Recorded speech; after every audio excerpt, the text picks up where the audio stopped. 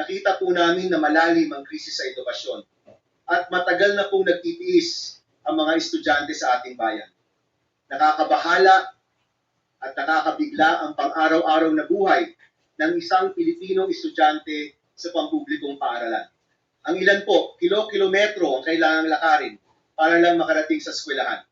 Yung iba, walang classroom na nagagamit, kaya nagkaklase sa waiting shed at covered court. Ang iba pa po, wala pang maupuan. Ang mga estudyante kailangan paghatian ng textbook dahil kulang at huli kung dumating. At mano-manong kukopyahin para lang may babalik ang aralin. Ang mga ibang bata pumapasok na gutom.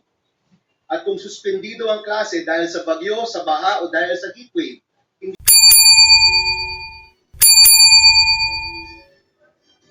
from Tarlac. Mr. President, maraming salamat. Mga kababayan at kapwa ko Pilipino, karangalan ko po ngayon na pag-usapan ang isang bagay na nakakabahala sa pamilyang Pilipino at sa ating kabataan, ang estado ng ating edukasyon. Since my first term, educational reform has long been one of our core advocacies. Now, as I rejoin the Senate and as your Chairman of Education, I remain committed to prioritizing reforms in this sector as it will affect generations of Filipinos and the future of our dear nation. But before I discuss the crisis in our education system, I must thank the Second Congressional Commission on Education, or EDCOM, co-chairpersons Senator Sherwin Gatchalian, Senator Alan Peter Cayetano, Congressman Roman Romulo, and Congressman Mark Go. I also want to thank EDCOM Commissioners Senator Lauren Legarda, Senator Coco Pimentel, Senator Joel Villanueva, Congressman Jude Asidre, Congressman Khalid Di Maporo, Congressman Pablo John Garcia, and the EDCOM Technical Secretariat led by ED Dr. Carol Markey. Lastly, I'd also like to recognize our current Secretary of Education and our former colleague, Secretary Sani Angara, for his work in beginning these necessary reforms. I met with Secretary Sani recently, and we aligned on priorities and committed to support DepEd's priority bills.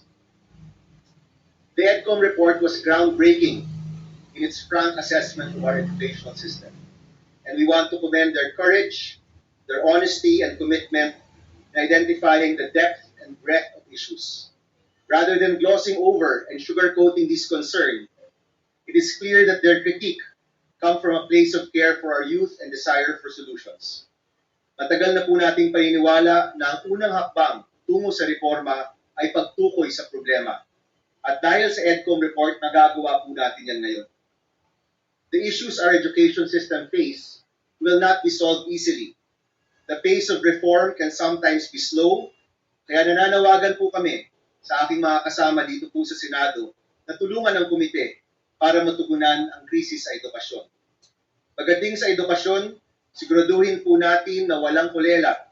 Siguraduhin natin na lahat gagraduate at may siguradong trabaho. Siguraduhin natin na dahil tayo'y magtatrabaho at magtutulungan, panalo ang estudyanteng Pilipino.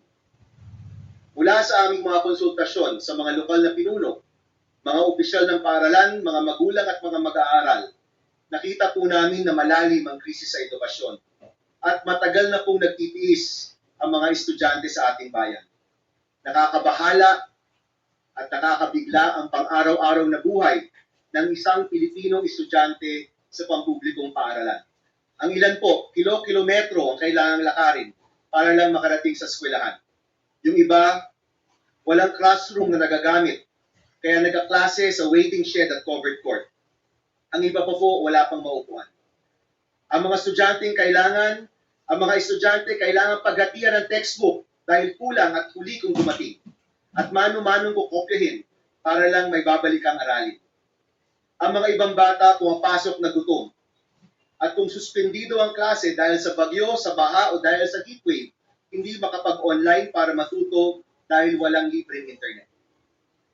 Our consultations and EDCOM's report form the foundation of 7 key issues we need to address immediately, while recognizing that there are many more issues that will remain and many more that will arise. Unang-una, Filipino students today face a crisis in nutrition. Only 25% of Filipino children between 6 to 12 months old meet the recommended daily energy intake. 1 in every 4 Filipino children under 5 years old is stunted, and past the first 1,000 days, or from conception to 2 years old, stunting becomes irreversible, and these children will have permanent deficiencies in their physical and cognitive development.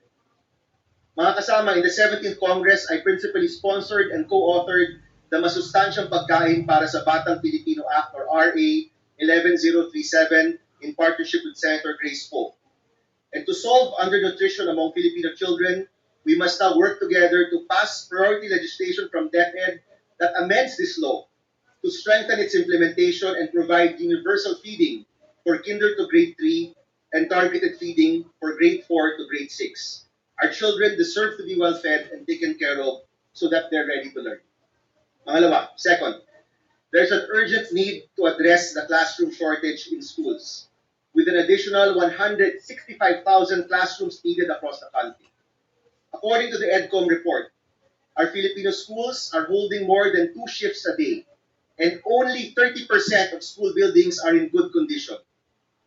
Across the country, I've met local leaders and school officials who've talked about the state of their schools and discussed the lack of classrooms. And this leads me to believe, mga kasama, that the classroom shortage may possibly be even more than 165,000. We will exercise our legislative oversight into investigating the gap between the costs for building classrooms. Through our consultations, nalaman po namin na may mga NGO na gumagastos lang ng maliit sa 1 million pesos para makagawa ng classroom. Pero bakit po sa gobyerno, more than double ang presyo ng classroom sa ating bansa? Umaabot po ng 2.5 billion pesos pataas. Ang tanong, bakit mas mataas ang halaga ng classroom na gawa ng gobyerno kesa ng pribadong sektor? At mahalagang malaman po natin ang sagot sa tanong na ito upang makagapagpagawa po tayo ng classroom para sa ating mga estudyante. To solve the lack of classrooms, I filed the Classroom Building Acceleration Program, or the CAP Act. Once passed, this will enable the private sector, other non-government groups, and of course, other local government units to build our classrooms and to participate in the construction of classrooms. Kapag sabay-sabay gumagalaw ang gobyerno, pribadong sektor, non-government organizations, national and local government, mas mapapabilis ang pagpapatayo ng mga classrooms natin. Pangatlo, students, teachers, and administrators lack internet connectivity to support their education and aid in providing a multimodal approach to content delivery. With internet connectivity, students can supplement their studies with online learning, do further research, and communicate with one another. Teachers use the internet to improve their lessons and methods of teaching. And most importantly, access to the internet and internet literacy from an early age helps equip our students for future employment. In the interim time it takes classrooms to be built, access to the internet provides an additional avenue for a more robust multimodal approach to education. And to solve the issue of internet connectivity, we will exercise the function of legislative oversight and work closely with the DICT, who have underutilized their budget for connectivity since 2020. As the principal sponsor of the Free Internet Access in Public Spaces Act, which is also called the FIAPA Law, ipapatupad po natin ang paglagay ng internet sa ating mga public schools. I recently met with Secretary Aguda of DICT, who committed to the full implementation of this law by the end of 2025. And during last Monday's SONA, inulit po ito ng Presidente na priority makonect ang ating public schools sa internet. Our students and teachers deserve every possible method to access learning materials and should not be burdened by additional costs to access the internet. Pang-apat, Filipino students still lack access to textbooks. According to the EDCOM report, at the halfway point of the current school year, ngayong Enero po, only 37% of textbooks titles were delivered for grades 4 and grade 7. Ibig sabihin po nun, kalahating taon tapos na, pero mas mababa sa kalahati ang mga textbook na nakukuha ng mga estudyante. Hindi po na-deliver ang mga textbooks ng mga estudyante natin. And friends, this is not a budget issue. This is a systemic issue, from textbook development, procurement, publishing, and even delivery. Coupled with the implementation of the free Wi-Fi law, Our stopgap solution to the lack of textbooks is the e-textbook para sa lahat app. Once passed, this law will require the digital availability of all DepEd-approved textbooks for basic education on all official platforms or authorized channels for free. Ibig sabihin po nun, sa kauna-unahang araw ng pag-aaral ng mga estudyante natin, ang mga textbooks na hindi pa po na-deliver sa kanila, pwede nang ma-access online. Our students should be able to access the textbooks on time, whether in print or on the internet. Panglima, teachers are overworked, underpaid, and significantly lack support. 2 out of 3 teachers report working on over 50 non-teaching tasks and work more than 40 hours a week. Reports have shown that it takes a teacher 15 years to move from teacher 1 to teacher 3, where they earn around 30,000 pesos. And some schools have 500 teachers but only 4 non-teaching personnel, and only 45% of public schools have a designated school principal. Our teachers are overburdened and can't do what they want and what they need to do, which is to teach our children. To solve the lack of support for teachers, I filed the Angat Sweldo para sa Guru Act, which seeks to grant 10,000 monthly compensation to all public school teachers and qualified non-teaching personnel over the next 3 years. And we will work closely with DepEd in addressing the lack of administrative support for teachers. Another reform that was suggested to us by DepEd is to amend the Philippine Teachers Professionalization Act to provide alternative pathways to teacher licensure, to strengthen oversight of underperforming teacher education institutions, and ensure greater transparency and quality in the licensure process. Our teachers face a monumental task with educating our children and should be supported and rewarded for their work. Pang-anim po, Filipino students are 2 years behind curriculum expectations. EDCOM reported that there are grade 3 students who have grade 1 level competencies in reading and math, 2 years behind. They also report that grades 8 and 9 students struggled with basic subtraction and multiplication in the recent DepEd learning camps. I've spoken to teachers who have also reported that there are some grade 6 students who cannot read and comprehend according to their grade level. Mga kasama, urgent na po ang problemang ito. There is a learning gap in our country at kung hindi po natin tutugunan, mas lalaki pa ang learning gap na ito. We recognize the urgency to address this gap in the current curriculum with supplemental, remedial programs, and of course, possibly even changes in the curriculum. To solve this issue, we will work closely with the agencies on properly implementing the K-12 system and strengthen the National Learning Recovery Program. We will work on adequately funding the National Learning Recovery Program and support groups that work on remedial learning. Panghuli, mga kasama, number 7, our current educational system does not adequately prepare students for employability. A PID study released last June 2025 found that only around 20% of senior high school graduates enter the labor force. Only 20% po, with the majority choosing to continue their education. This of course calls into question the senior high school program's employment and entrepreneurial objectives. Mr. President, isa sa mga dahilan ng pagpasa ng Enhanced Basic Education Act noong 2013 ay para matiyak na makapagtatrabaho na ang isang estudyante na nakapagtapos ng senior high. Ganun po yung pangako ng K-12. Kung hindi ako mag-college, graduate ako ng grade 12 at kaya ko na magtrabaho. Pero nakikita po natin na hindi po itong katotohanan sa ating mga eskwelahan. Kaya yung K-12 system po natin needs to be properly reformed and implemented for us to achieve its intended goal and to give Filipino students more opportunities. Alam ko po na maraming naghain ng mga iba't ibang panukala tungkol sa K-12, and I assure you we will have an open and lively discussion about the K-12 program pagdating po sa ating komite. Sa amin naman po, nag-file kami ng STEP Act or School to Employment Program. This is a law that will require job placement offices in all public senior high schools, state universities and colleges, and local universities and colleges once passed. But more importantly, the STEP Act empowers the schools to make adjustments to their curriculum and revise their course offerings to be more responsive to labor market information and demands. Our students deserve the opportunity to properly prepare to join and thrive in our nation's workforce kasi para sa maraming kabataan, ang edukasyon at pagtatrabaho nila, yan po ang unang hakbang sa pag-angat ng kanilang buhay at buhay ng kanilang pamilya.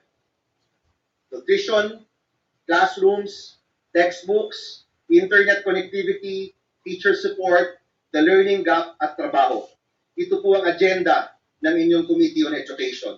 6 out of 7 of these main points are the main recommendations of the EDCOM report as well. Magpapasa po tayo ng reforma, babantayan po natin ang pag-implement ng mga panukalang batas at titiyakin po natin na maayos ang pagbabudget ng mga reformang ito. If we do nothing, we will see effects not only in the individual struggles of our Filipino students, but in our economy and our society. If we don't act now, many of our children will grow up stunted, not only in body but also in learning. With the lowest rates in math, reading, and science, and our failures will be close to irreversible. And mga kaibigan, kung hindi po natin po aaksyonan, we risk letting go of our best advantage, our youth, ang kabataang Pilipino. Nung nakaraang SONA, sa totoo lang po, pakiramdam ko para tayong bumingo. Bingo, dahil 6 po sa 7 agenda na ito ng ating komite ay natantusan ng Pangulo. 6 out of 7 points here nabanggit po sa SONA. At nakakatuwa po na ang prioridad ng ating komite ay tumutugma sa mga priorities ng administrasyon. We welcome the President's affirmation that education should remain a top priority for the last 3 years of this administration. And the committee, alongside everyone here, will make sure that those promises are kept, mababudgetan at magagamit ng tama ang pera ng bayan pagdating sa edukasyon. The Committee on Basic Education is ready to work to pass the reforms needed to improve our education system. We're also committed to oversee and guard the implementation of current laws. We will not hesitate to investigate and call to task any agency or organization that hinders the reforms needed to solve our education crisis. And most importantly, we will make sure that there is proper utilization of all allocated budgets para tunay na nangangailangan ang makikinabang. Lastly, mga kasama, dahil mabigat rin po ang usapin ng budget sa panahong ito, we challenge our body to increase the budget for education to at least 4% of the nation's GDP. This is the recommendation of the United Nations and many other bodies. Alam ko po, palapit po tayo sa numerong ito. Baka po, for 2026, malampasan natin ang 4% of GDP at mabigay natin ang nararapat na pondo para po sa edukasyon. With the budget increase and the President's pronouncement during the SONA, I'm sure we will find a way to find the funding para magkaroon po ng successful implementation ang mga education reforms po natin. Itong lahat, kailangan po natin para masolusyonan ang krisis sa edukasyon. Paglaban po natin ang karapatan ng kabataang Pilipino na magkaroon ng kalidad na edukasyon. Ito po ang agenda ng aming komite. Para matugunan ang krisis sa edukasyon, pagsasama-sama, pagkilos at pagtutulungan ng kailangan po. Pribadong sektor, advocacy groups, mga estudyante, mga guro, mga iba't ibang sangay ng ating gobyerno at syempre lahat po tayo dito. Kailangan po magtulungan para sa mga isyong ito. At kasama po ang DepEd, ang CHED, ang TESDA, of course with our good friend, former Senator, now Secretary Angara at ang kabuuan ng DepEd, and their 10-year basic education roadmap bilang gabay, mas matututukan po natin ang mga kinakailangang reforma. It's clear, dear friends, that hope is alive and well in our country.